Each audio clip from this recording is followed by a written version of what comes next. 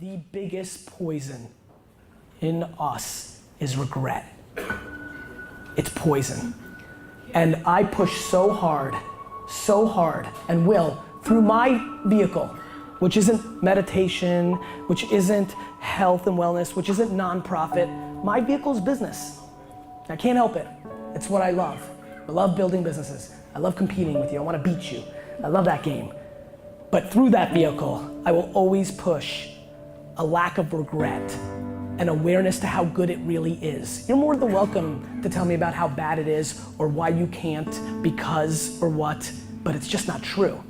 Because if anybody ever did it, then you can too. Stop making excuses.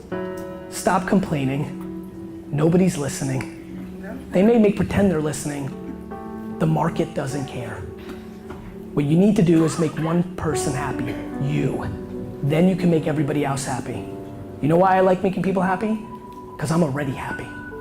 And so I implore you to take this last little rant and really look at your fucking face and understand, are you doing the things that are putting you in a position to succeed?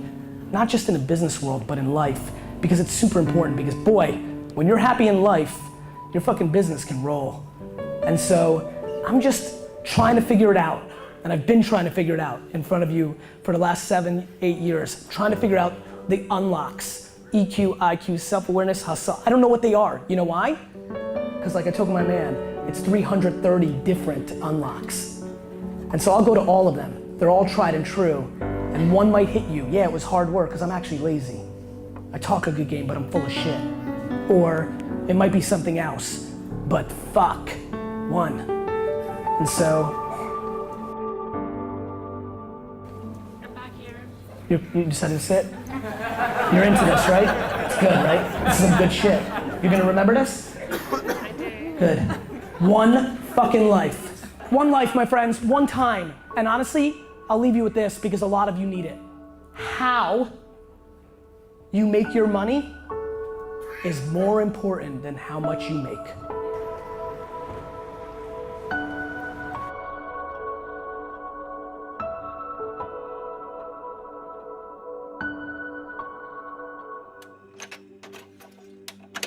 It was more like you're supposed to say, yeah, we're important, and you're supposed to say it's all going to be all right, and you're supposed to say that, you know, whatever you dream can come true, and you're supposed to say all those things. I do believe in manifestation, power of that kind of stuff, but I don't believe that any of it matters. You know, this mattering is to me a human construct, born out of a need, the same need as you have to have, you know, deities and things like that. I mean, I believe in an energy of God, an energy of, you know, everything is divine. You know, there's just not, there's no thing that isn't divine. Everything is divine, and I'm that.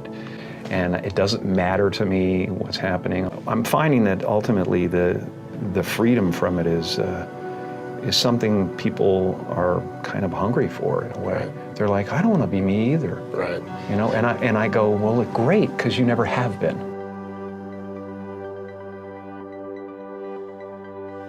I believe that I had to become a famous, you know, idea and get all the stuff that people dream about and accomplish a bunch of things you know what that this means, don't you? You know, that look like success in order to give up my attachment to those things. It's been a part of the evolution of ego is to spend your first half of your life acquiring and adding, thinking you can add to yourself, and it looks great. I mean, it looks great when you got a cool car and you got good, nice clothes, and you know, and you've done something that people admire, but it can never fulfill you. You can never be happy. You know what I mean? It's not where happiness comes from. And you know, I dealt with depression, you know, a few years ago, and people still think, well, he's going through it. You can tell he's depressed. It's not. I have no depression in my life whatsoever. Literally none. I have sadness and joy and elation and satisfaction and gratitude beyond belief, but all of it is weather. And it just spins around the planet, you know? It's not doesn't sit on me long enough to kill me. A happy place is realizing that you're everything, you know, and that there's no real you involved in the first place. You know, it's a weird little semantic jump that you make where it sounds like, well, that's totally fucking threatening, man. I can't not be me. I've built this construct. And it's just ideas. They're just ideas. You know, the only thing that separates you from an African American or an African Canadian is an idea. You know, and the weather, the adaptation to the climate, and whatever it is, I don't believe in any of it. And so the feeling of wholeness is a different feeling than meanness. They're all characters that I played, including Jim Carrey, including Joel Barish, including any of those things. They're all characters. You know, Jim Carrey was a less intentional character, Right. because I thought I was just building something that people would like, but it was a character, you know, so it's, you know, I played the guy that was free from concern so that people who watched me would be free from concern. You know, and then at a certain point you go like, okay, well, that's great, but you know, it's like the one thing, like people talk about depression all the time. The difference between depression and sadness is just, you know, from happenstance, whatever happened or didn't happen for you, or you know, grief or whatever it is. And depression is your body saying, fuck you, I don't want to be this character anymore. I don't want to hold up this avatar that you've created in the world. It's too much for me. Right. You know? And you should think of the word of depressed as deep rest. Deep rest. Your body needs to be depressed. It needs deep rest from the character that you've been trying to play. You know? The great and powerful Oz. I'm the great and powerful Oz. How dare you come near me? You know, kind of thing. And you're just the sweaty guy behind the curtain going, it's an amazing metaphor, you know, in that movie. Brethren, what up with the liar? You know what I'm gonna do about this? It's a pretty name, though. It really is nice. It means merciful, right? Clemency. Good afternoon, good evening, and good night.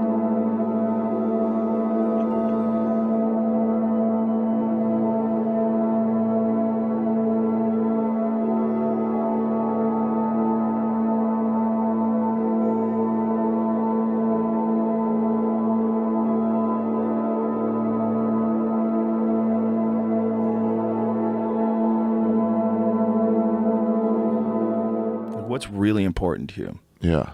Because you don't have forever, right? So what is important to you? Because you only have 24 hours in a day. So what's important to you? Find out what the fuck that is and do more of that. Yeah. And try to figure out like how to make enough money so that you're not starving, that you're doing well. Yeah. But don't just chase that. Chase what you're trying to do. Like the point system attached to it, the monetary point system, it can get you all fucked up because it'll get you working like 12 hours a day, 13 hours a day. To get what? To get more stuff. To get better stuff. To get more prestigious stuff. To get stuff that, you know, all your other stuff having friends are really jealous of your stuff. Yeah, you're just gonna die, bro. And it's not even long term. I mean, like, what are you getting out of it now? That's what I meant. That's what's most important. Yeah, a ton of people that are like, I don't want that shit. So I'm just gonna do a job, you know, working on a tugboat in Seattle for a few months, save up money, and then go fucking enjoy myself. Yeah. Well, European countries have a point in this more relaxed approach to like the future and your life. Yeah. They really do. This conqueror's mentality. I wonder how many heart attacks we have in comparison to European people. I don't know, but it's like we're not living our lives. You know, Germans get off how many? Are you familiar with the vacation time leave in America? What is it? It's 2 weeks, pretty much. That's everywhere. it? 2 weeks vacation, 2 weeks sick. Do you get paid vacation? Paid vacation, 2 weeks. Is that standard? Yeah, that's a standard. Okay. That's 9 to 5:30. You know, in Germany and most of Europe, definitely all of Scandinavia, you get 25 days off, 5 weeks. Jesus. And if you get sick during those weeks off, if you had to go to a hospital in wherever country you're in, and you show them I was in a hospital, you get those days back. They'll count against your sick time instead. And And they expect you to take the vacation time too. Not like here, where they're like, come on, you can't really use it. You know what's fucked up? What? Sick time. Like I ran out of sick days. Yeah, exactly. Like what? What do you mean? You're sick. Like you're sick. Yeah. Like either you're a fucking liar or I trust you. Now, if I trust you, you're just really unfortunate. And if I love you and we're friends and we work together, I want you to get better. Yeah, it sucks, I don't want but you you to had mono, say, so okay. Yeah, you don't have to come back to work because you already used up your 14 days. Like you get of exactly sick the same amount of time every year too. Yeah, like, can you imagine telling somebody, "Hey, buddy, you're out of sick days. I'm gonna have to dock your pay." And you're dying. What? I can't breathe. They got you on IVs and shit. I don't care. You're out of sick days. The calendar doesn't state that. Doesn't back you up on that. The statistics say in order to keep revenue flowing, we must keep you in the process. Yeah. What? You have a certain amount of days you're allowed to be sick. That's fucking ridiculous. Like, hopefully there'll be 0. Well, I'm saving up my sick days. What? You save up your sick days? What does that mean? Like, so your sick days carry over? Yeah, exactly. So you get extra days where you can pretend you're sick? You, So are no, they you can't save up encouraging? sick days. You can save up vacation days, but Oh, I don't did I think you make can that save up? up sick days. Should be able to. You These should are my be. days. I I should didn't be get able to sick. move them around like cards. At least give you half of them back. I People- took 4. I have 10 left over. Give me 5 for next year. People with real jobs are so mad at us right now.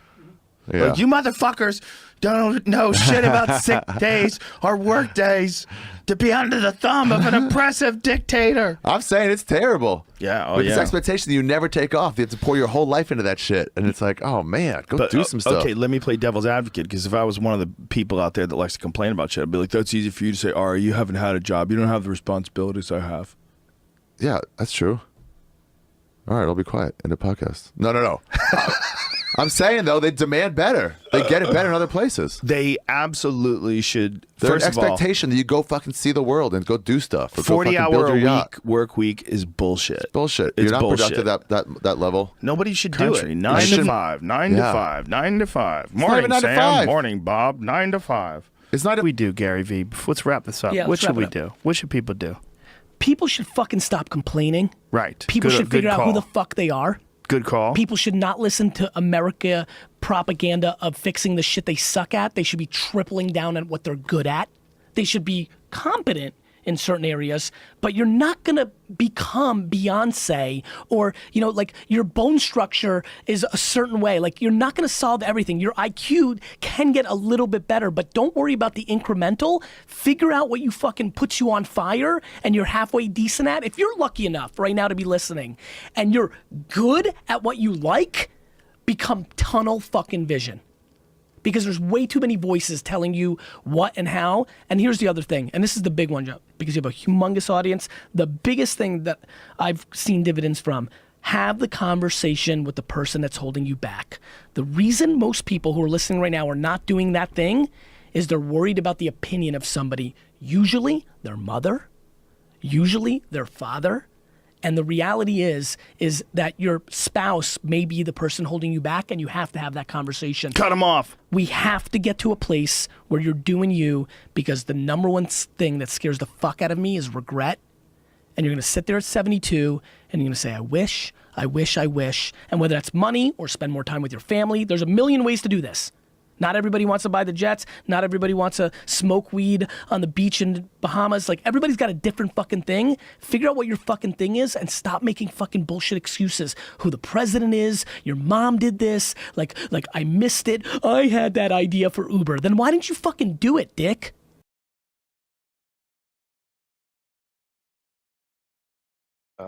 What's the millennial question? Apparently, millennials as a generation, which is a group of people who were born approximately 1984 and after, are tough to manage.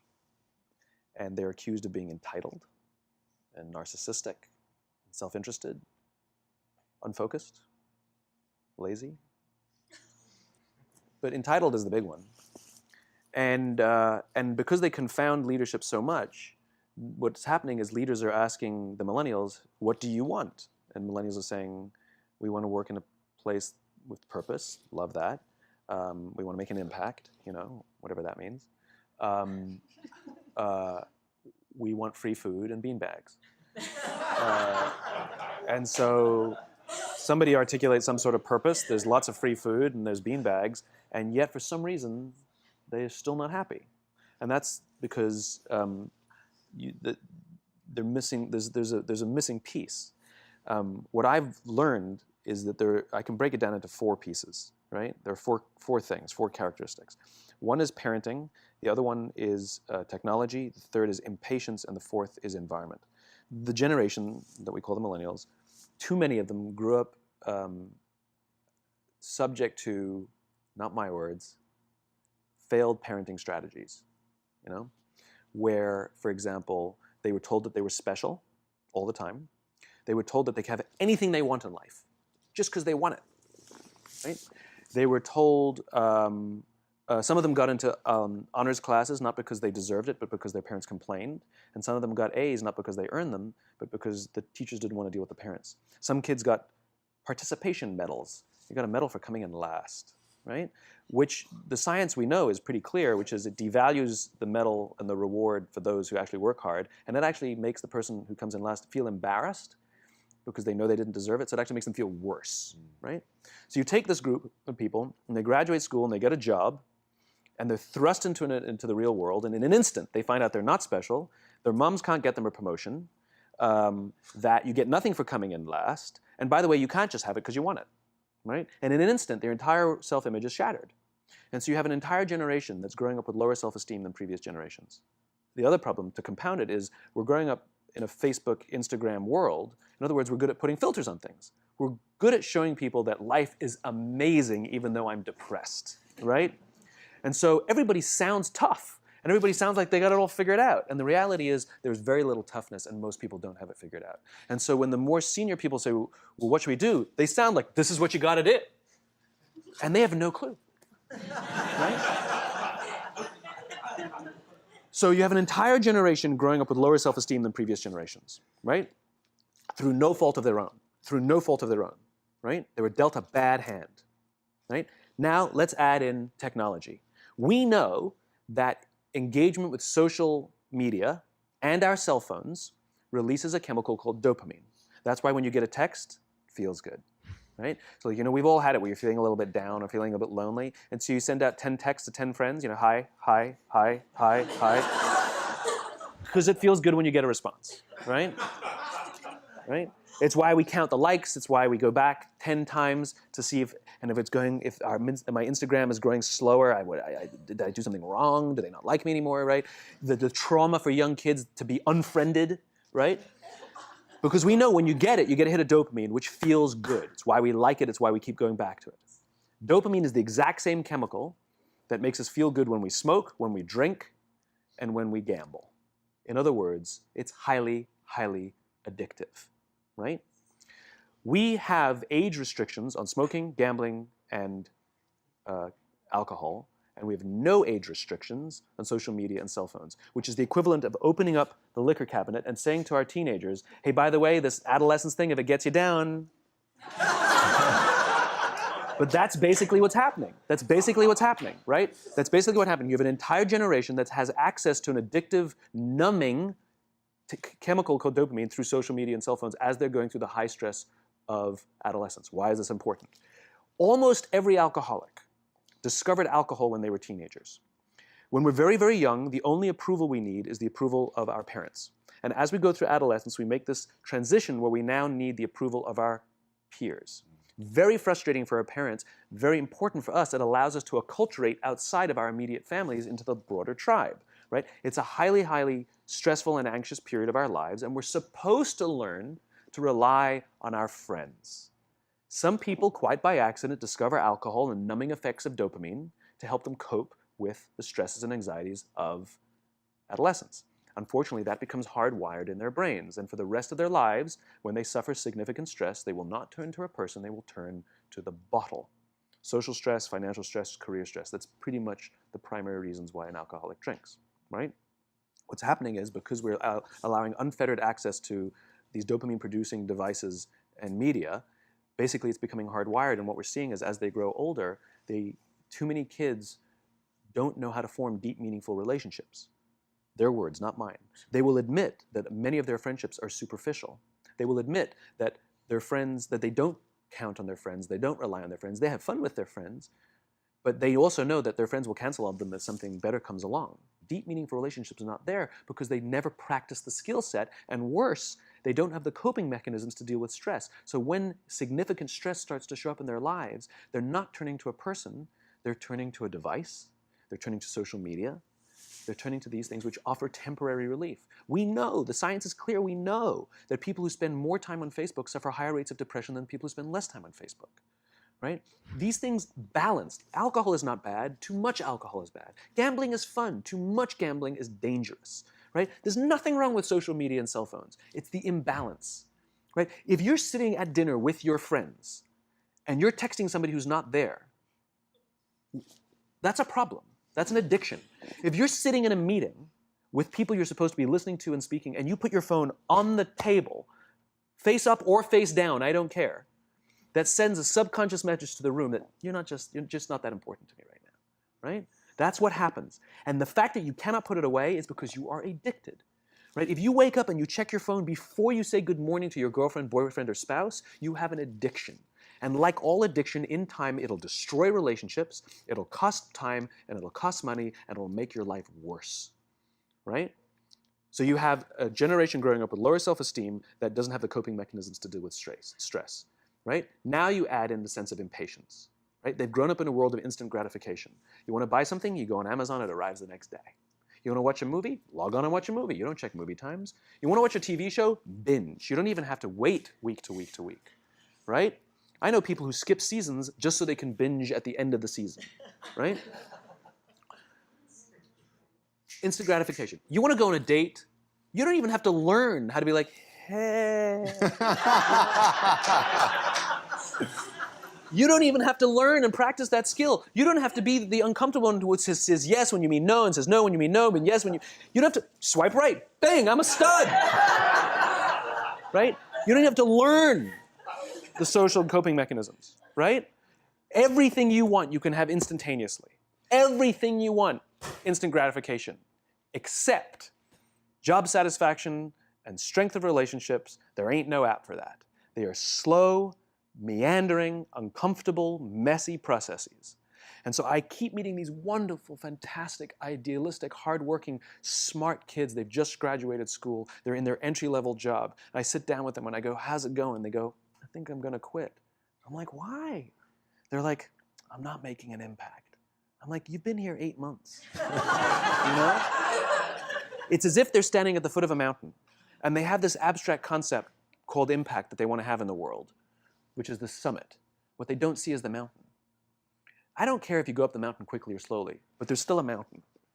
And so what this young generation needs to learn is patience. That some things that really, really matter, like love, or job fulfillment, joy, love of life, self-confidence, a skill set, any of these things, all of these things take time.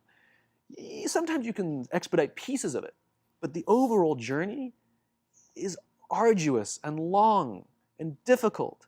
And if you don't ask for help and learn that skill set, you will fall off the mountain, or you will, the worst case scenario, and we're already seeing it, the worst case scenario is we're seeing an increase in suicide rates, we're seeing an increase in this generation, we're seeing an increase in accidental deaths due to drug overdoses, we're seeing more and more kids drop out of school or take leaves of absence due to depression, unheard of. These are all, this is really bad. The best case scenario, those are all bad cases, right? The best case scenario is you'll have an entire population growing up and going through life and just never really finding joy. They'll never really find deep fulfillment in work or in life. They'll just waft through life and it'll be just, it's fine. How's your job? It's fine. It's the same as yesterday. How's your relationship? It's fine. Like that's the best case scenario, which leads me to the fourth point, which is environment, which is we're taking this amazing group of young, fantastic kids who are just dealt a bad hand. It's no fault of their own. And we put them in corporate environments that care more about the numbers than they do about the kids. They care more about the short-term gains than the long-term life of this young human being. We care more about the year than the lifetime, right? And so we are putting them in corporate environments that aren't helping them build their confidence, that aren't helping them learn the skills of cooperation, that aren't helping them overcome the challenges of a digital world and finding more balance, that isn't helping them overcome the need to have instant gratification and teach them the joys and impact and the fulfillment you get from working hard on something for a long time that cannot be done in a month or even in a year. And so we're thrusting to them in corporate environments, and the worst part about it is they think it's them. They blame themselves. They think it's them who can't deal. And so it makes it all worse. It's not. I'm here to tell them it's not them. It's the corporations. It's the corporate environments. It's the total lack of good leadership in our world today that is making them feel the way they do. They were dealt a bad hand, and I hate to say it, but it's the company's responsibility. Sucks to be you, like we have no choice, right? This is what we got, and I wish that society and their parents did a better job. They didn't. So we're getting them in our companies, and we now have to pick up the slack. We have to work extra hard to figure out the ways that we build their confidence. We have to work extra hard to find ways to teach them the social skills that they're missing out on. There should be no cell phones in conference rooms. None. Zero. And I don't mean the kind of like sitting outside waiting to text. I mean like when you're sitting and waiting for a meeting to start, this is what we all do. We all sit here and wait for the meeting to start. Meeting starting? Okay. And we start the meeting. No, that's not how relationships are formed. Remember we talked about it's the little things? Relationships are formed this way. We're waiting for a meeting to start and we go, how's your dad? I heard he was in the hospital. Oh, he's really good. Thanks for asking. He's actually at home now. Oh, I'm really glad. It was really amazing. I know, it was really scary for a while. That's how you form relationships. Hey, did you ever get that report done? Oh my God, no, I didn't. I'll help you out. Can I help you out with that? Really? That's how trust forms.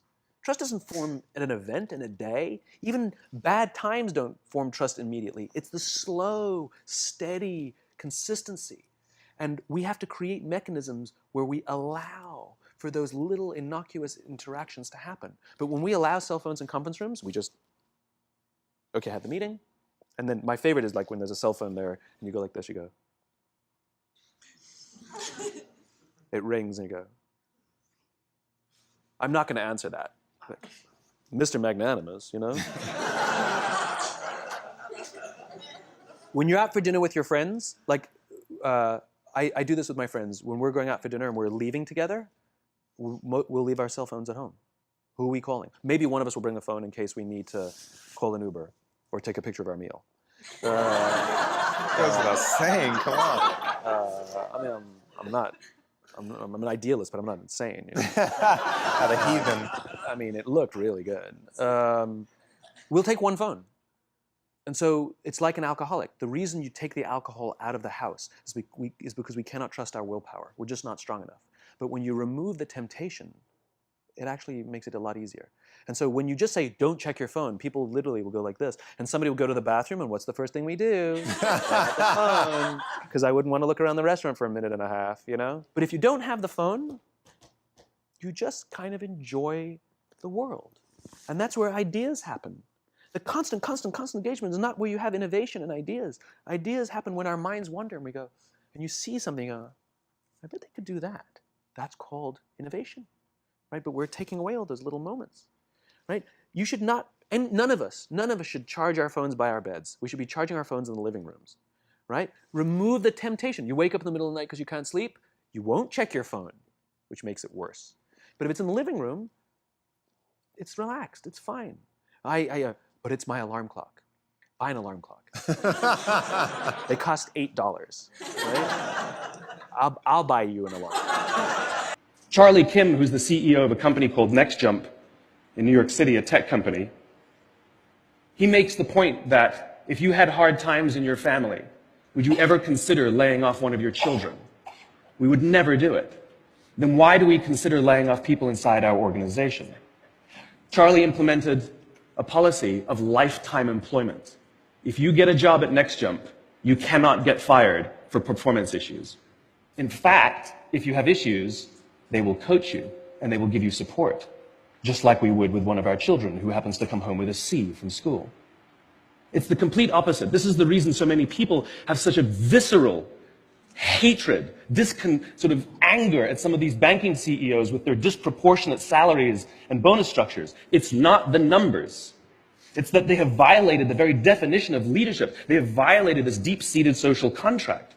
We know that they allowed their people to be sacrificed so they could protect their own interests. Or worse, they sacrificed their people to protect their own interests. This is what so offends us, not the numbers.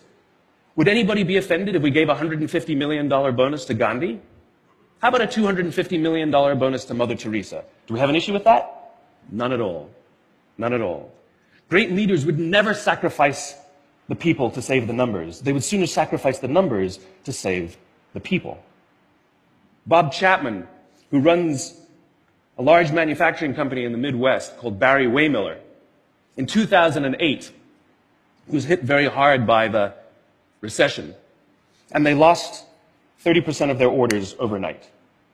Now, in a large manufacturing company, this is a big deal, and they could no longer afford their labor pool. They needed to save $10 million. So, like so many companies today, the board got together and discussed layoffs. And Bob refused.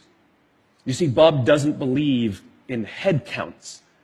Bob believes in heart counts. And it's much more difficult to simply reduce the heart count. And so they came up with a furlough program.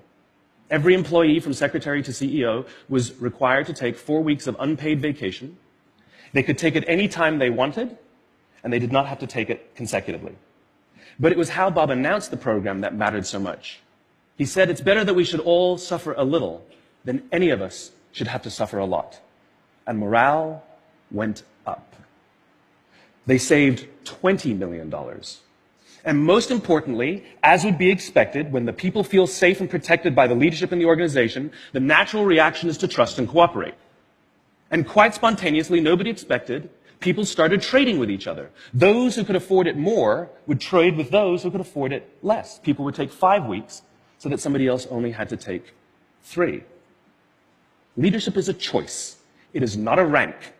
I know many people at the senior-most levels of organizations who are absolutely not leaders. They are authorities, and we do what they say because they have authority over us, but we would not follow them. And I know many people who are at the bottoms of organizations who have no authority, and they are absolutely leaders. And this is because they have chosen to look after the person to the left of them, and they have chosen to look after the person to the right of them. This is what a leader is. I heard a story of some Marines who were out in theater, and as is the Marine custom, the officer ate last, and he let his men eat first. And when they were done, there was no food left for him. And when they went back out in the field, his men brought him some of their food so that he may eat. Because that's what happens. We call them leaders because they go first. We call them leaders because they take the risk before anybody else does. We call them leaders because they will choose to sacrifice so that their people may be safe and protected, and so their people may gain. And when we do, the natural response is that our people will sacrifice for us. They will give us their blood and sweat and tears to see that their leader's vision comes to life. And when we ask them, why would you do that? Why would you give your blood and sweat and tears for that person? They all say the same thing. Because they would have done it for me. And isn't that the organization we would all like to work in? Thank you very much. Thank you. I think it's critical to, as an entrepreneur, scratch your own itch. It increases the odds of success, or the probability of success. And then as an investor, I look for people who are scratching their own itch. It's very easy to be seduced by doing things efficiently, trying to do a lot of things well. I don't believe that's the most important thing. The most important thing is picking the right things to do in the first place. And that's being effective versus just being efficient. So within a startup, it's success, I don't think, is measured by how many things you can do at once. It's measured by how effectively you're able to pick the 1 or 2 things that are the highest priority. And there's always going to be a seduction to get distracted and focus on 20 things at once.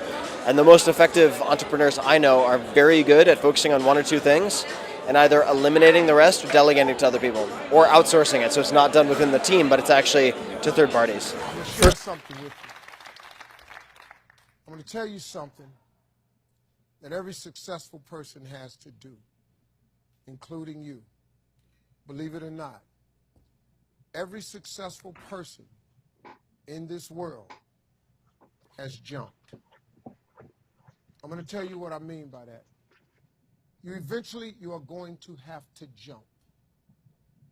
You cannot just exist in this life. You have got to try to live.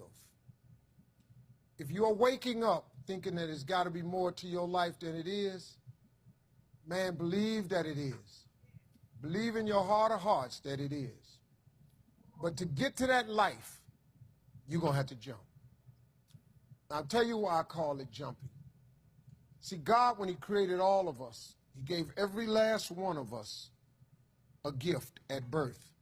He never created a soul without endowing them with a gift. You just got to quit looking at gifts as running, jumping, singing, dancing. It's more than that. It's if you know how to network, if you can connect dots, if you draw, if you teach. Some of y'all fry chicken better than anybody else, bake pie. Some of you cut hair, color hair. Some people do grass. I got a partner, man, never wanted to go out with us because we stayed out too late. Come on, man, go out with now. I got to get up early, Mom, cutting Miss Johnson's grass. We kept laughing at this dude, cutting grass. How much they pay you? He got a landscaping company in Cleveland worth $4 million. Because all he do is cut grass. But he was gifted at it. I got a partner on a detail shop, make $800,000 a year detailing cars. He got 6 mobile trucks running around. $800,000 a year. All he do is detail cars. That's his gift. That's what he loved to do. You've got to identify that gift. Now listen to me. When you see people in life, when you're standing on the cliff of life and you see people soaring by, when you see people soaring, going to exotic places, you hear about them doing wonderful things. Maybe you look up the street and your neighbor just gets a car every year, every 2 years. You know, how is he doing that? Have you ever thought, maybe this person right here has identified their gift and is living in their gift? Because your Bible says, your Bible says your gift will make room for you. Your gift, not your education. You go get an education, that's nice. But if you don't use your gift, that education only gonna take you so far, man. I know a lot of people got degrees, man. They ain't even using them. It's your gift. But the only way for you to soar is you got to jump. You got to take that gift that's packed away on your back. You got to jump off that cliff and pull that cord. That gift opens up and provides the soar. If you don't ever use it, you're going to just go to work. And if you're getting up going to work on a job every day that you hate going to, that ain't living, man. You just existed. At one point in time, you ought to see what living's like. But the only way to see what living like, you got to jump. And here's the problem. I'm going to just be real with you. When you first jump, let me tell you something. Your parachute will not open right away. I'm sorry. I wish I could tell you it did, but it don't. When you jump, it's not going to open right away. You're going to hit them rocks. You're going to get some skin tore off on them cliffs. You're going to get all your clothes tore off. You're going to get some cuts on you. You're going to be bleeding pretty bad. But eventually, the parachute has to open. That is a promise of God. That ain't a theory, that's a promise. His promises is true, because listen to me. You cannot name one single thing God has not gotten you through. Name it. And if he ain't got you through it, he currently pulling you through it right now. And the living proof of it is you sitting in here. If he hadn't got you through it, you wouldn't even be here. So if he ain't never not got you through it, why would he not let your parachute open? It has to open, man. But you got to jump, though. Now, here's another thing. You can play it safe and deal without the cuts and the tears. And you can stand on that cliff of life forever safe. But if you don't jump, I got another promise I can make you. Your parachute will never open. You'll never know. You'll never know what God really has for you. See, your God has a wonderful life for you. Once again, I'm going to refer to your Bible. Now, you go down there, you memorize these scriptures, you don't apply them to yourself. Your Bible says that he comes to give you life and give you life more abundantly. If I were you, I would jump. Because that's the only way to get to that abundant life. You got to jump, man. You got to take a chance. Now, when I get through talking, there are those of you who discuss this in the car. Well, I got bills, and I got bills. Whether you stay on the cliff or you jump, you're going to have bills. Well, if I quit my job, I'm going to ruin my credit. If you got a job, you live in check to check. Even if you got A1 credit, you can't buy nothing else no damn way. At one point in time, man, do yourself a favor. Go see what God really do. God hold you up, man. He ain't gonna let you fall. He ain't bring you this far to let you fall. Do yourself a favor, man. Before you leave this world, before you die, jump. Just jump one time. Just jump. Thank you very much.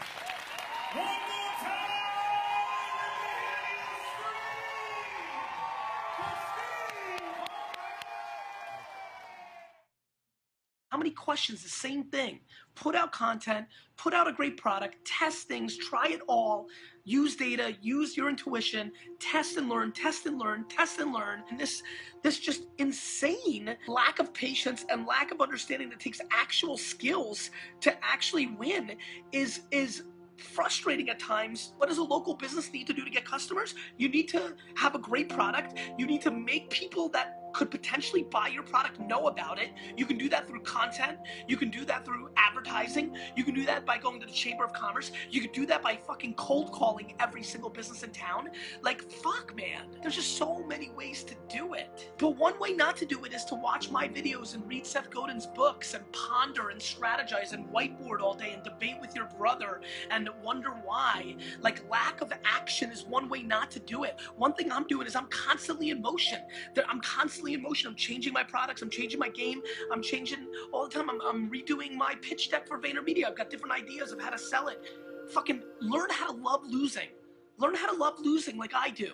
You know why I'm not scared of testing? Because I don't fear the loss. I don't fear people laughing at me. Fucking laugh at me.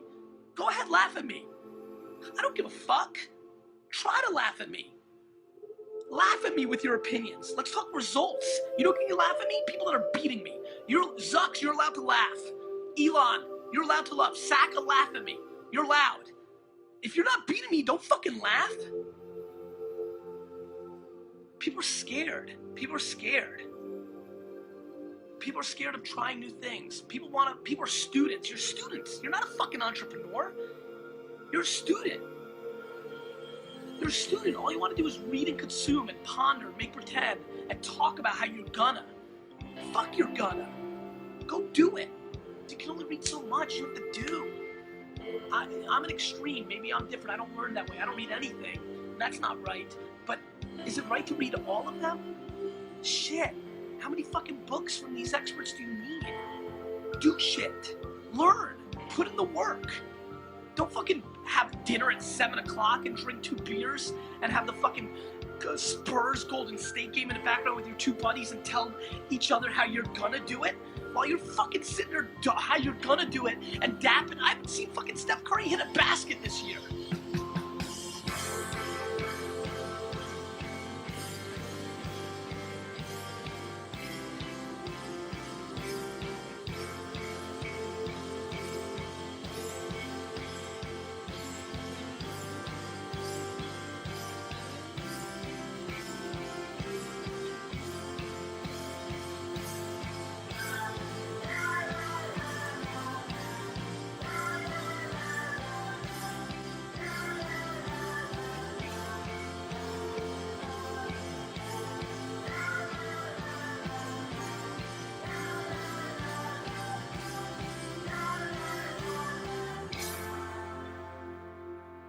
Just go do. Like, my biggest goal is I have no fans. That my fans learn from me and get inspired from me and then don't consume me. I don't care how big my subscription numbers are or how many people follow me.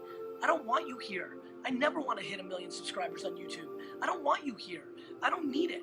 I don't need that. I need to make an impact. I want the legacy of you coming up to me. Last night at my meetup, the 400 people, 300 people showed up. 40 of them whispered in my ear, "You changed my life." That's what I get off on. Not them still buying my books or buying my courses or being a VaynerMedia client. I want legacy. I've made enough money. I'm good. I'm great. If I don't make a single dollar again, great. I don't need to buy the jets. I need to try to buy the jets. That's a distinction. I want legacy. I want you to show up to my funeral because you watched a Facebook live stream when I was in San Diego and I ranted and I finally kicked your ass into gear and you realized no more reading, no more consuming, time to do. Try to put your fears into action. Great, you go over 70. I love when people don't hire us. You're moving, you're constantly moving. Like, that's how you have to do it. You just can't just think and ponder and read Medium and wonder and watch one more book and order 10 more Udemy courses and go to 4 more fucking conferences. Enough listening, start doing shit. Don't be scared. Like, it's action, it's going, it's doing.